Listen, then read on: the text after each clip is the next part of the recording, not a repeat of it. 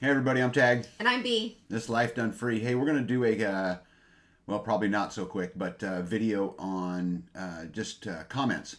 We haven't done one of these videos in a little while, and so I really like doing them. But before we get started, I just wanted to mention again that I will be at the Self-reliance Festival in Camden, Tennessee, coming up here this weekend. And if you're out and about and you're there, I'd love to visit with you. So come say hi for sure. But anyway, so let's get rolling. So let's start with what video do you want to start with? Homestead hurdles. Sure. Okay. So Ty Scott. Now Ty is a recent subscriber to the channel, and him and I have had some conversation back and forth. And anyway, he says, "Thanks for sharing your humbling failures." Along with your successes. Much respect to anyone who gives more than they take. Relocating, and I'll be across the state line making my share of mistakes in a few days. Guys, I can tell you that I have learned more from failures through my life than I ever have through success. And that was both in business, and in homesteading. And it really wasn't, the video was never really meant to be a, oh man, this sucks, look what happened to me thing. It was really more about, the way you deal with a mistake and the way you, bounce through a mistake. And I'm still pretty convinced that the way you handle a hurdle says a lot about your ability to homestead. And, none of us are free of mistakes. Yeah. Have you made any? 1, 2, maybe 3. Yeah. Have you made any chicken mistakes? I don't want to talk about that.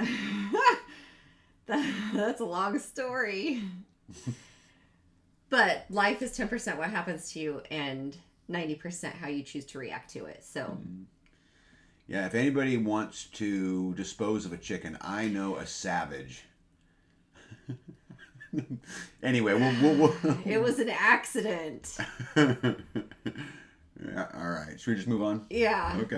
it was an accident. Okay. Anyway, Carol Jean says, "Hi, Tag and B. You okay?" Yeah. She says, hi, Tag and B. I've been enjoying your videos. I know exactly what y'all are going through regarding buying something, thinking that it is functional without flaws, maybe well used, but functional, to just find out that you have to fix this part, and then that part, and then another part, and then it goes on, and then by then you're within $3,000 or $4,000 of just buying a brand new one. And I only clipped a small part of this comment because it was a long comment, but I think kind of back what I was saying before, that it's just part of the process. And when you're trying to build a homestead, and particularly in our world where we're trying to build a modern off-grid homestead and do it debt free, you've got to figure out a way to make $1 too. It's just really, really important. If I've got to buy retail on everything, I will just completely limit what I can get done, because I'm not super wealthy and have an endless supply. Yeah. Of money. And like the wood chipper, I mean, I don't know what would that have cost if we tried to buy a new one of those. Yeah. Yes, we are in it for way more than we double than what we thought. Yeah. We were going to be in it, but I'm hoping that that's the last wood chipper we ever purchase. Yeah. Well, you would have never even gotten close to a new one, but you could have stepped up and bought a much bigger one. A much newer one. Ours is in the 70s. They come bigger. They come bigger. I know, right? Yeah. I think that the one that we have will be sufficient for what we need for our lifetime. Yeah. Yeah. So I don't think you can do what many of you who are watching this video do, and what we do, which is homestead, without going through some of this. Right. I can't tell you how many times I've purchased something. You're the bee machine, right? We go buy this beautiful Kubota machine, and for those who don't know, Bethany's bee mobile is, it's got PTO on it, and hydraulics on it, and it's air conditioned, and it's heated, and it's all of these great things. And it wasn't a week after I had it before I had to replace the steering gear in the front of it, because it was just super sloppy. So anyway, I just think it's just part of the process. You're going to go through it, embrace it, don't let it work you up. Just deal with the problem when it comes. We bought used equipment, right. So right.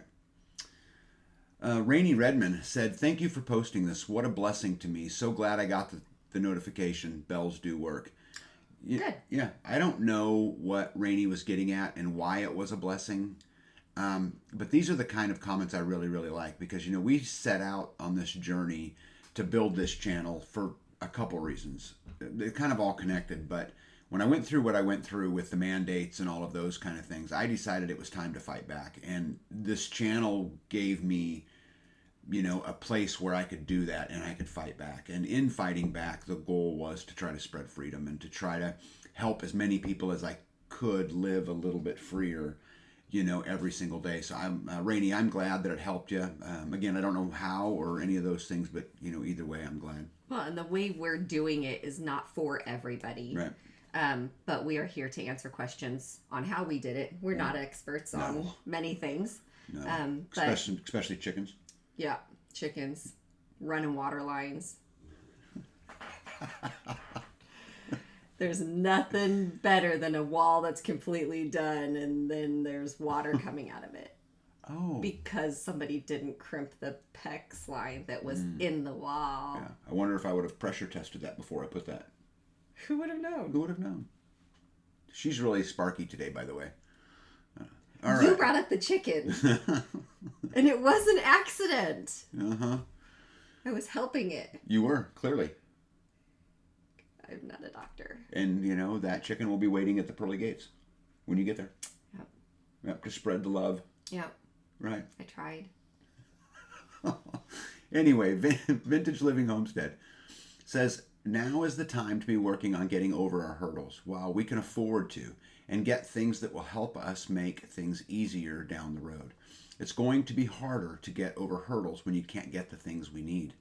My biggest hurdles right now are not enough time and trying to figure out why all my tomato plants I put out this year all died within 2 days of being planted.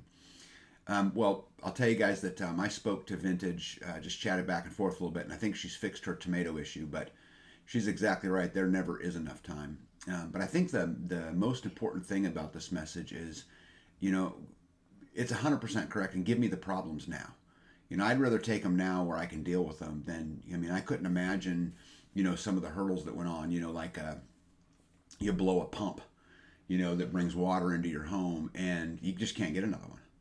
And, right? That would be devastating. Devastating. And this is why we put an extra pump on the shelf. Yeah.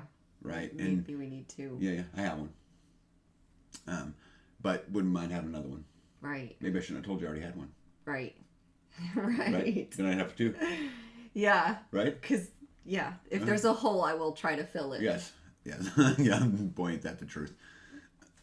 So, I think this is a really, really great, statement. And, I think it, really lays to everything, including, the chicken incident we're talking about. You want to learn those hurdles, now. I do know what I did wrong. So Ooh. I hope to not repeat that. This is a really good point. So you recognize that you have flaws. Yes. Wow. And that was one of the things that I did wrong. Is to recognize you had flaws? No, the 3 things that I did wrong. Remember you asked? The chicken, that was one of them. Okay. Thank you, Vintage. I think this is a right on point, and for the rest of you guys out there, embrace those hurdles. Again, you're learning them now, and you're going to be able to take advantage of that experience, down the road. And again, as I said earlier, I've learned way more from failures through my life, both in business and homesteading, marriage, raising kids. All of the above than I ever have from success. Let's move on to Bee's Garden. So we did a tour of Bee's Garden, right? Yeah, you excited about this? The good news is you don't keep chickens in the garden. Right. Right? Right. Anyway, Lisa Holloway says, garden looks great, Bee. You and Tag have done good work. Growing food is so rewarding. I like your garden like you're hungry. The deer kept eating my elderberries. I got some of Billy's bone sauce from Permapasture Farms and brushed it on the stems in the winter, and the deer haven't touched it since. Now I have elderberry brooms. Well, congratulations to your elderberries. Yes, that's something I haven't seen yet. Yeah, well, you've had some trouble with deer eating your elderberries. And a lot of other things. Yeah. I think the reason I really wanted to talk about this comment was, she mentioned that she liked the garden like you're hungry statement. Mm-hmm. And, guys, with everything going on in the world, and I am not a fortune teller, and I've tried really hard to not really get into that on this channel, not really talk about, so much about the local news and the things that are going on, and really focus my attention on motivating people, and keeping people engaged in doing for themselves and living a little bit freer. But I think that garden like you're hungry is really important. I read an article this morning from the FDA that was talking about egg prices. And I know, right? What a dork. I'm a dork. I read an article about egg prices this morning. I've heard about the egg prices, though. Well, they project that it could be up to $1 an egg. I've heard that. So you're talking about a $12 a dozen egg price.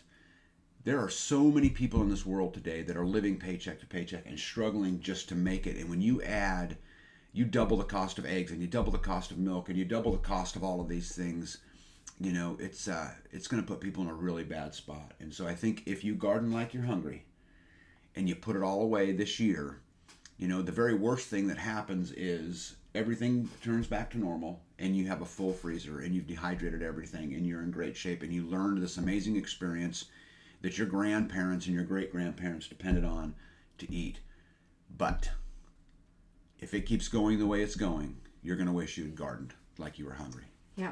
And you also are learning while you go. I mean, I had a friend who contacted me and asked, she has this giant carrot bush and she's wondering, when do the carrots start showing up? And I had to tell you the carrot was under the ground and you have to pull it up. And she said, wait, that's only one carrot in there? I said, yes, that's one carrot under that big giant bush. Mm-hmm.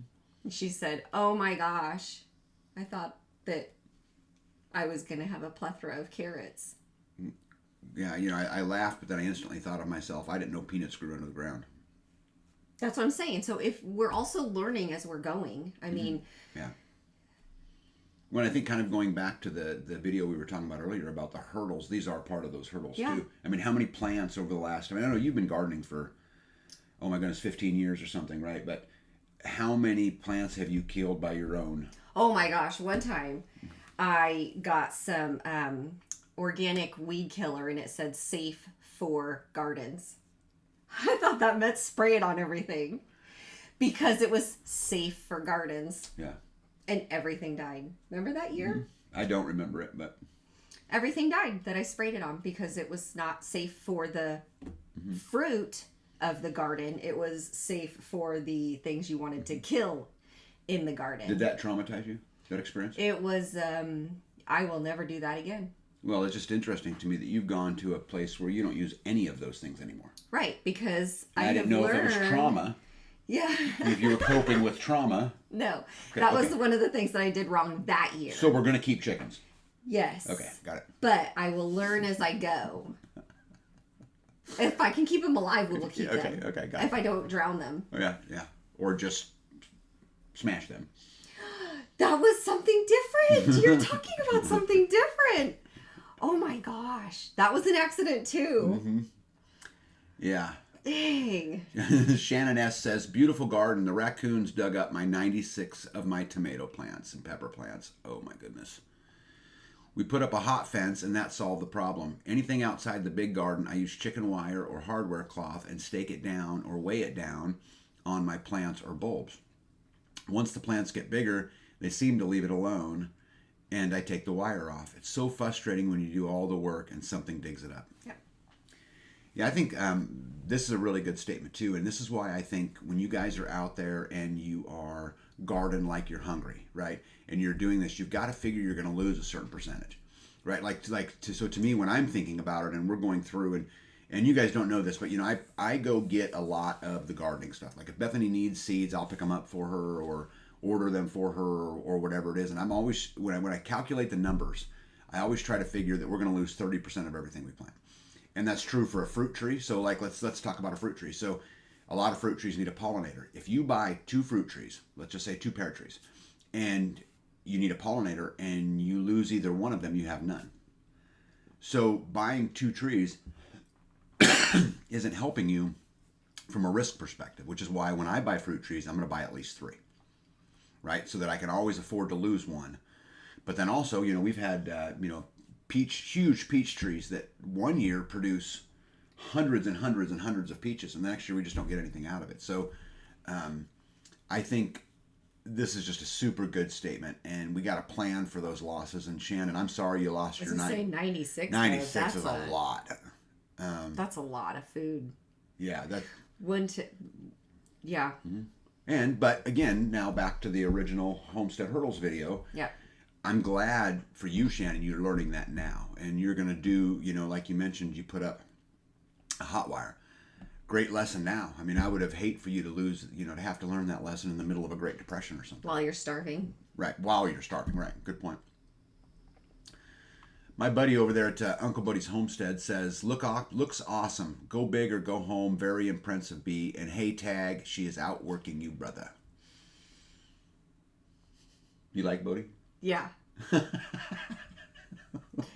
Yeah. I think it just depends on what we're doing. I mean, like in the garden, you're not active there for long. Yeah. But you're doing other things trying to get the homestead in a farther progression. So I told Bodie in the comments, I didn't put it on here, but I told him in the comments that he should feel for me that I'm trying to keep up, but I married the Terminator. So anyway, that was funny to me, which is why I put it out there. And B is a very, very hard worker, and she will spend all day on it and get through projects. She just did some cowpeas, yesterday and the day before, and a whole bunch of tobacco and those kind of things. So I totally agree. She is impressive. She does outwork me, and I'll just cower and that's not true. Yeah, I know. It's cool though. All right, Homestead Oss. Okay, we're going to the Bee Conquers Her Fear video. This is where Bee was working with the chipper.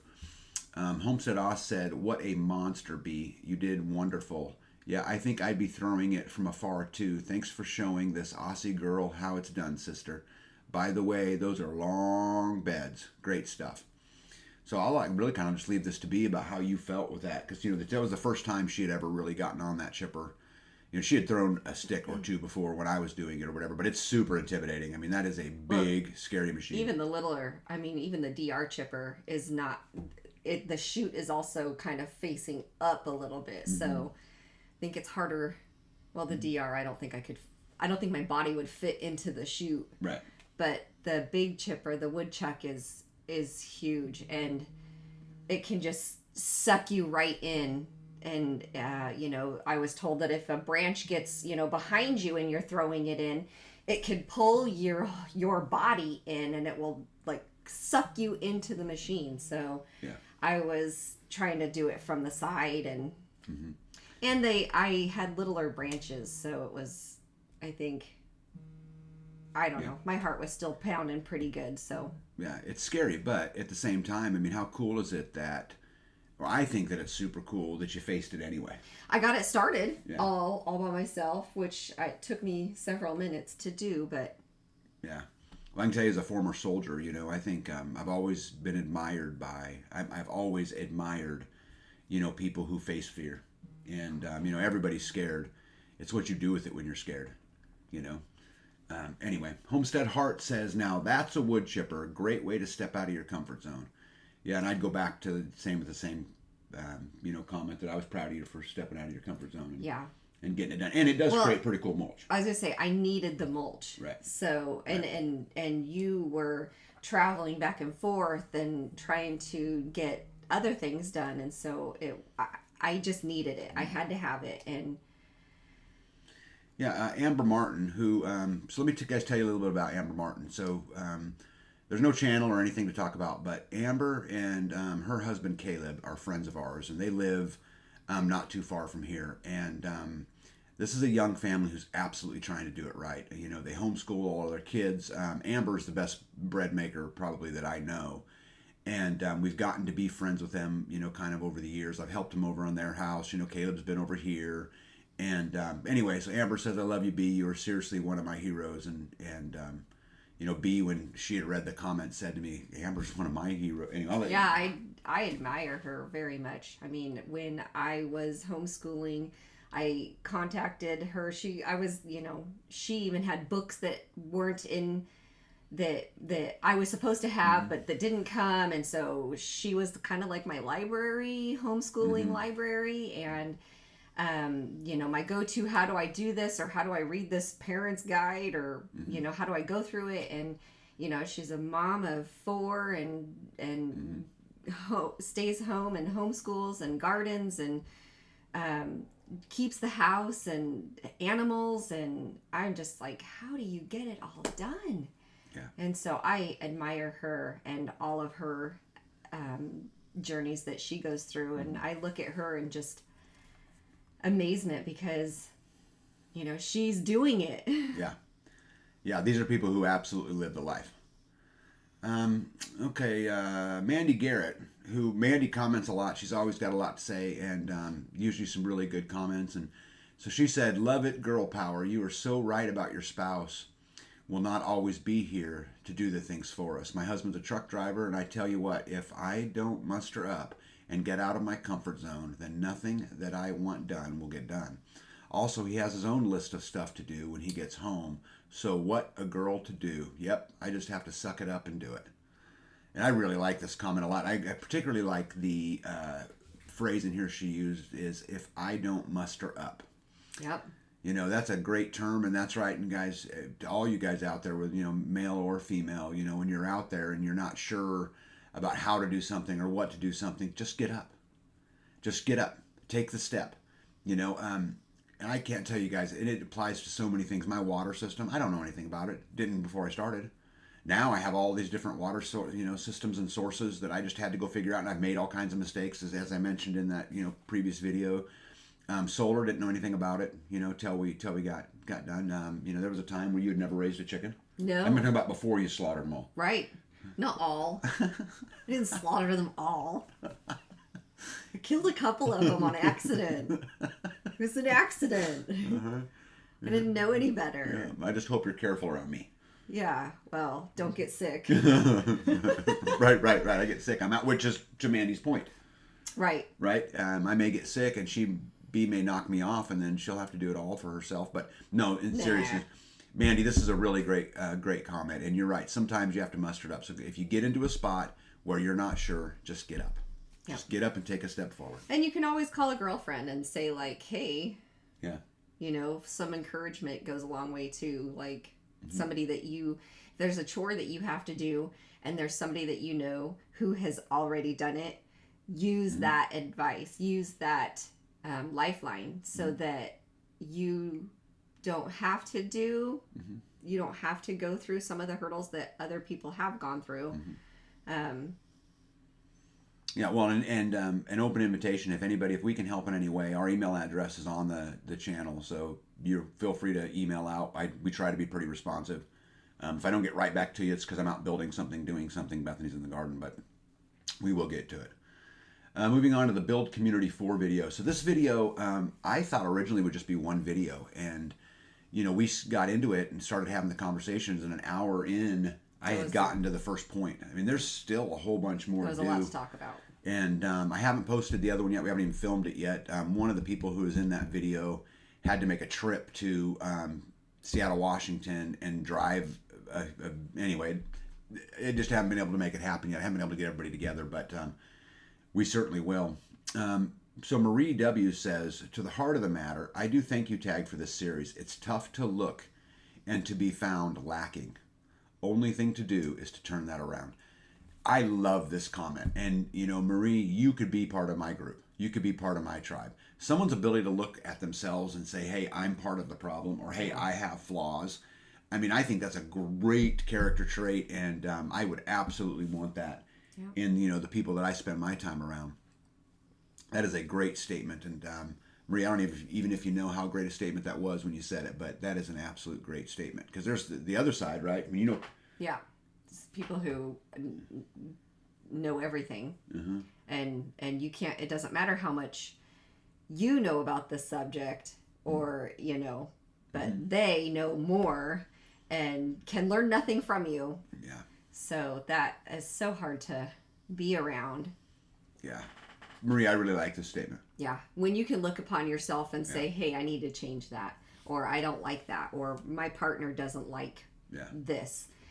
To be able to see it in yourself, and then to make that change, because even if you see it and you don't change it, then you're still at fault. So you have to not only be able to see your fault, but be willing to change it. Well, and maybe it's not even a fault thing all the time either. Maybe sometimes it's a compromise thing. Right. You know, maybe sometimes, I mean, there's things that I do around here with you, B, that I think are silly. Yep. But I do them because it's important to you, Yes. right? I do them because they make you happy. Yep. Right? And it's fine. And so I'm willing to give things, that I think because of the way you think. And I know you do the same thing. Yes. So maybe it's a compromise. Yeah, partners. Yeah, partners, right. Jeannie Greer says, these videos were such an eye-opener. As a new prepper, some of those thoughts ran through my mind. Who thinks like me in this mess we have going on? Who is prepping like me? Who can we trust if the shit hits the fan? My kids don't think anything is wrong or it won't affect them, or they'll come to mom and dad and get what we have worked to prep for what's to come. We have come across some that know the shit's going to hit the fan, and they're like, well, you have the food, I have the bullets. Man, what a statement this is. Well, first of all, I would distance myself as far away as I could from people who say you have the food and I have the bullets, because at the end of the day, they're just going to take what you have. Right? That'd be the first thing that I would say. But I think there's so many good points in here.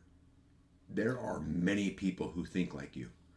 There are many people who know that this craziness that's going on can't continue forever. Right? I mean, B and I, we talk about it, all the time. We have adult children who live outside of our house, and we kind of feel as though if something happened, they would probably come home. And I feel as their mom that I don't want to see them hungry. So I know that there will be people who show up at my door who I am responsible for. And I make sure that I have food set aside for them so that I don't have to see them hungry. I don't, I want them to be welcomed here in space and food and well, and you talk about space. I mean, when we built this house, one of the things that we considered was that my two again adult children would come home with a spouse and 1.5 kids someday, and that I would have to be able to house them. And so we built a much bigger house than what just you and I need for that. So I think the kids get a little bit of a pass. And I'll tell you another thing that I think is really important to this. Both in maybe not both, but certainly in one of my children's cases, they grew up with me, and I've always been this way as long as they've been alive. And there was a time when they began to kind of stray from my teachings and didn't understand that socialism, right? It's great, and in theory it is great, right? Everybody wins and nobody's hungry, and except it's just not the reality of how it really works. And you can't point to me an example of socialism that in the end worked. But as time went on, they returned to their roots, and as they got their own mortgages and began to pay their own taxes and those kind of things happen, they returned to their roots. And so for you, I hope that your kids also return to those roots. Yeah. And someday, and sometimes it's just a phase that they go through.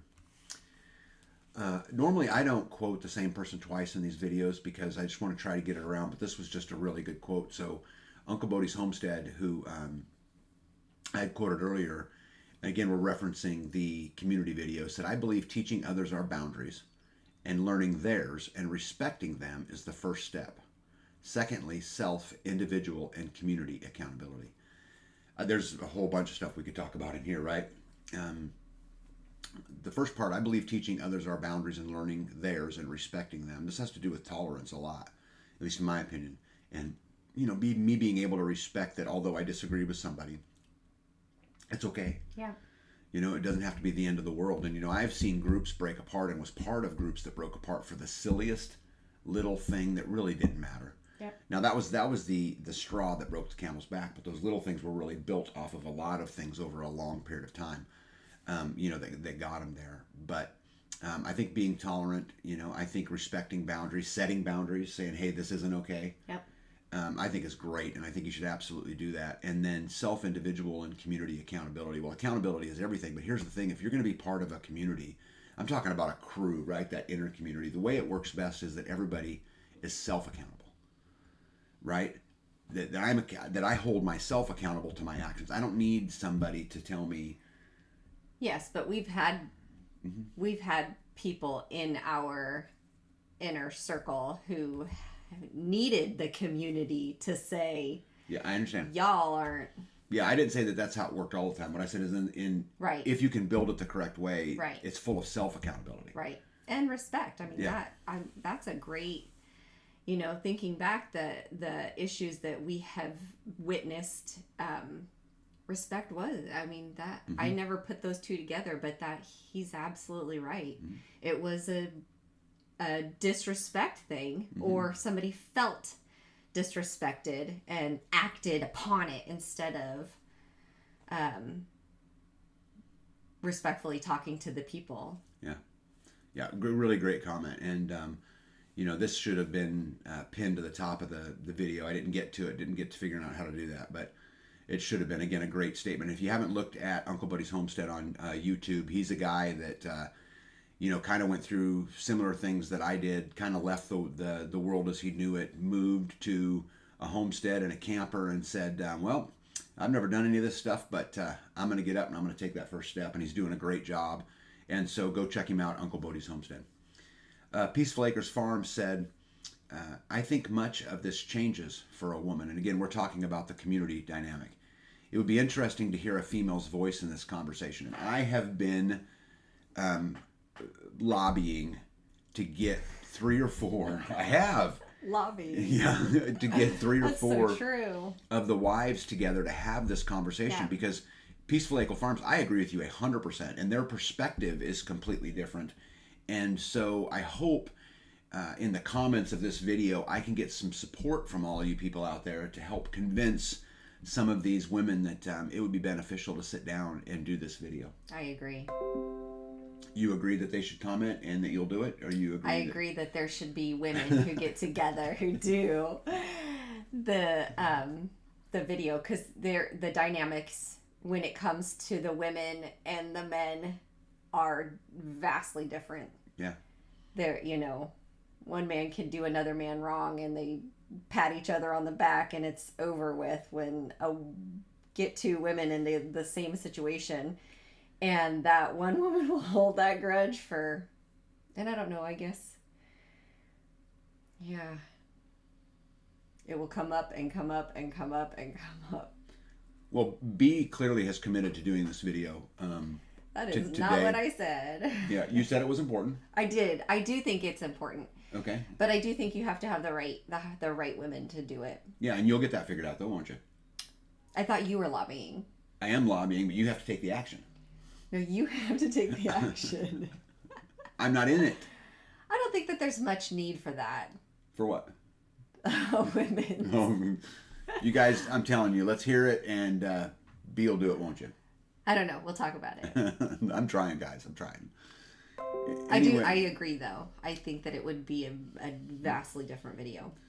The final one on this video came from Wise Master Builder, and Wise Master Builder was, I think, fairly new to the channel, but has just some really good scriptural comments and things like that. And he was quoted as saying, "A tribe is tested as rawhide is made."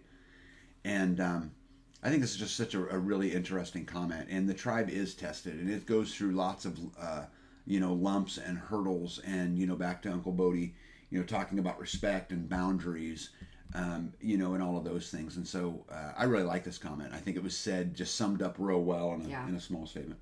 Yeah.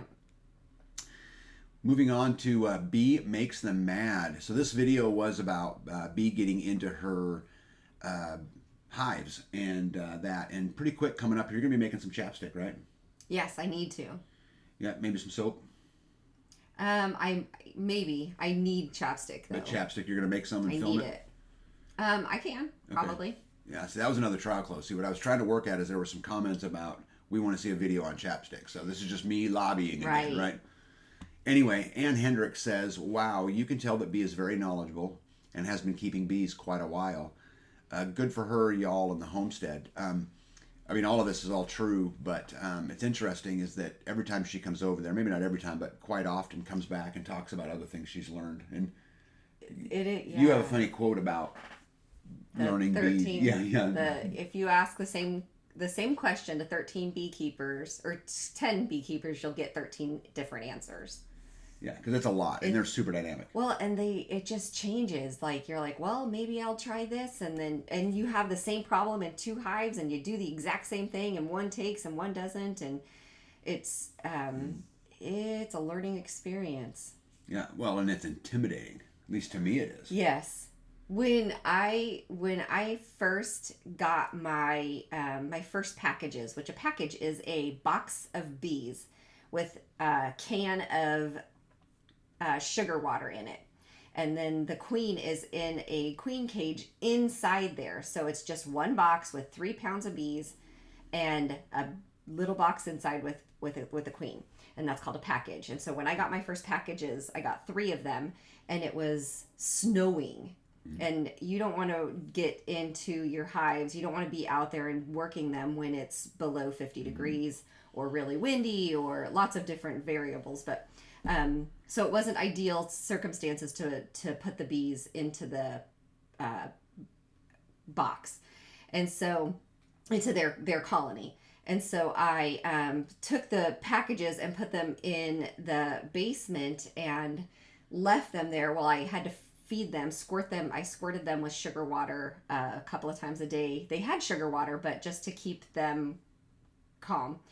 Well, it was when I was going down to check them the very first time, it was dark, it was quiet, and as soon as I cracked the door open and a little bit of light went in, you could instantly hear the hum of lots and lots of bees. And so my heart just like jumped out of my chest. Like I was just, it was a paranoia instant. And then I was like, whoa, wait, calm down. Go in the room, and realize that they were all still where they should have been. But the sound difference was, it was quiet and then an instant humming. And that is very intimidating, because when you're out and about, you hear bees or flies or something, it takes your attention. And so it's a learning experience. Well, I can tell you, when I go over to help be with the bees, typically I'm just going over to be a laborer, to pick a box up or whatever it is. But they sting me all the time. The boxes, when they are full of honey or full of brood and nectar, they are heavy. Yeah. And so trying to lift them up by myself when they're full, or to pry them apart because they glue them together. So trying to lift one box off of another box, it is easier to have a second person to help. Yeah. And a big shout out to Tori, who came over to help assist that day, because we were going to film. And, and then try to film on top of it. You need a whole nother person to do that. Yeah. Pete the Squatchy. Pete's been around a while on the channel. I guess we haven't even been around that long, but for at least the length of the channel. Couple months. Yeah, so him and I communicate, via these comments all the time. But he says, great video. Last night I ordered my suit and gloves and some other supplies. Hoping to get boxes soon and get this honey flowing. Oh yeah, I'm a little nervous, but that might be the anxiousness. Yeah. Guys, I'm going to tell you something. Congratulations. Yeah, first congratulations, Pete. But there's another thing too, is you should be nervous. You need to respect them. They are no joke. I'm telling you, there was a time not long ago we went over there, and I thought it'd be a bright idea to put my suit on and just wear my tennis shoes. It was just my feet. It wouldn't be a big deal. And oh my gosh, I bet you I probably got 13 or 14 stings between my 2 ankles, while I was over there, and absolutely respect them. Yeah. They are the real deal. Yeah. The Homestead flyover video, Homeschool Daddy Journal. This is a homestead in I guess I'm not going to announce where it is in case you don't want it to know. But anyway, I'm aware of this place. He says, gorgeous place. The equipment you have gives you the ability to really take the modern off-grid homestead to a new level. I actually get heat about this from some of the viewers that say that I use technology too much, and that what I should be doing is, learning how to start the fire, I guess, with a bow and a drill, or, whatever it is. But the way that I look at this is I'm going to use everything available to me to get me and my family as free as I can get them for as long as I can do it. There may come a time where I can't get diesel fuel to run the skid loader, but I've planned for this. If, like, for example, if you look at the garden, there's a reason our garden rows are spaced 6 feet apart. It's because I can drive equipment up and down and I can water them and all of those things. But there's an equal reason why we have laid hay and mulch on everything to make it as weed free as I can make it, so that if I don't have that equipment, I can still take care of it. You know, you guys have seen Bee drive around in her little orange Kubota with the water. Well, if I don't have that, when we drilled the well, I trenched in spigots in not just her gardens, but also in her orchard. And so I'm going to continue to use technology. I use it in security. I use it in a lot of the things that I do, and I hope to continue to do it, even though I take a lot of heat about it. Well, and we also, like, you know, when we go to the campouts, there's, you know, fire starting classes, you know, or tests who can who could do it who can light the fire the fastest. And so and like, you know, the drill that had the manual, you know, we have things that are available to use that are what would you call that, primitive, I guess. But while we can use the equipment, we are going to use the equipment. That doesn't mean that we can't do it another way. We're just going to use it as long as we can. And if I could buy me a bulldozer tomorrow, Homestead Daddy Journal, I would. Excavator. An excavator, a bulldozer, a dump truck. That would go in handy. Yeah, any of the above. Marie W. said, looking really good. I can see why it all might be your favorite place to be. You had a friend of yours, a local friend, who came over the other day and seen the pond for the first time, and I think her statement was pretty cool. What'd she say? What did she say? Remember, she said there's no reason to go anywhere. Oh, yes. Yeah. There's no reason to go anywhere. Yeah. You know? Our goal is to build that ultimate place where we don't want to be anywhere else. But what's funny is we're already there. I mean, I would prefer to just stay here full time. You know, Bee barely leaves the farm. You know, she's... That's you know, true. It really is true. I mean, you know, going to the grocery store is a, you know, once a month, you know, torture test for Bee, because she's got to be around people. We had the Jeep paid off. We had the Jeep paid off with its monthly payments before I had 60,000 miles on it. Yeah, she don't go nowhere. And I think it's getting worse. I think it might be. Hey, there's no place like home, and it is our favorite place to be. And, you know, I can't wait for us to continue to evolve, because, you know, pretty quick here, I say pretty quick, once I get all of the infrastructure in the farm and, you know, all the water's working and then everything's working, the solar and all of these pieces are working in the gardens, and I'm really going to enjoy being able to take some time to have some fun building some things that maybe aren't necessarily super critical, but I really can't wait to get there. Because you love building stuff. Love to build stuff. It's a hobby for you to build rocking chairs and coffee tables. But that's not today yet. On our pond update video, Sleepless in the Carolinas said, "Great job, you're living a dream." And I only put this on here because you're absolutely right. I am living a dream. Bee and I thought and dreamed about living off-grid for many, many years, even long before the whole thing that sent us down this way, right? Yeah. I mean, this was a long-term goal, but getting there is really hard, because how do you know, pay for one life and then also pay for the other? And it's just really, really hard. But we did accomplish it. We are living our dream, and it's getting better every day. Yes. Yep. Yep. Okay.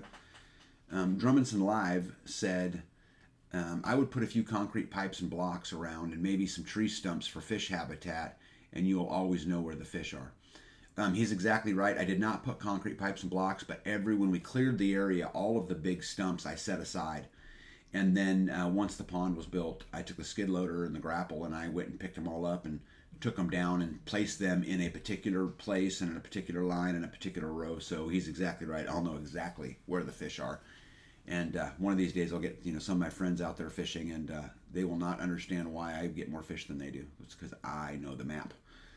So that'll be a lot of fun. Oh, I'm sure you'll share it with them. Of course. But fishing, I can't wait to go fishing. Yeah.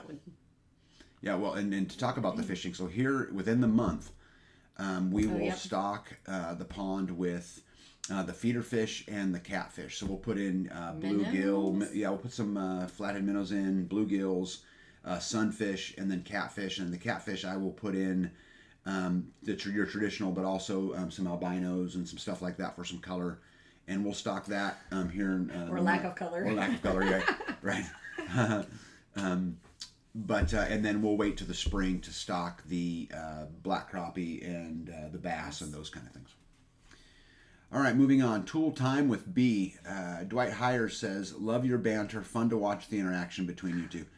I only put this in here to say, B and I pretty much stay goofy the whole time, and it's just kind of what get us through it. I don't know any other way. And where you talk about respecting, Bodhi talked about respecting people and those kind of things, and I'm the first one to recognize that I'm flawed and I don't do everything right, and I think recognizing that you're flawed makes that a little bit easier. So when B gets up one morning in a bad mood and decides she's going to go slaughter a bunch of chickens, I can have her back. You will. When it is time to butcher chickens, you will be there. Yeah. Now we've clearly established who the boss is, haven't we? Cheryl Nugent says, "Mine will be delivered tomorrow just in time for tomatoes. Thanks for the review. I watched it the first time around and came back looking for it again. Found it, ordered it. Thanks." Perfect. Yeah, it's a great little tool. Yeah. Talking about your tie-up tool. Yep. I use it all the time. Yeah, it took a little bit to figure out that it does it all automatically, right? You don't have to place the tape. I was placing it with my finger every time, and he said, "You don't have to do that." And I said, "No, yeah, you do." And he said, "Watch." And he showed me how to use it, and I'm like, "Oh my gosh, that is so much faster." Yes, when you use the tool correctly or the way it's intended, it does go a lot faster. Yeah, Cheryl, I'd be interested to know if you got time and you want to just comment on how well you liked it. And, did you get it figured out and those things. But it is a great tool. I would recommend everybody own one. It takes so much time out of the process of tying things up. I have used wire and bread. The bread, it's for tomatoes, but it's like the wire that comes off of a bread tie. So it's like got that plastic on it and a big wire. And I used to use that, but then because it's wire and plastic, you have to come back and unwire it, untangle it all. So, and it's a one-time use. So. Mandy Garrett says, "Oh my goodness, you guys are the cutest couple. Wow, B, you look beautiful." She is beautiful, by the way. Oh, thank you. And it is, this is a really great comment.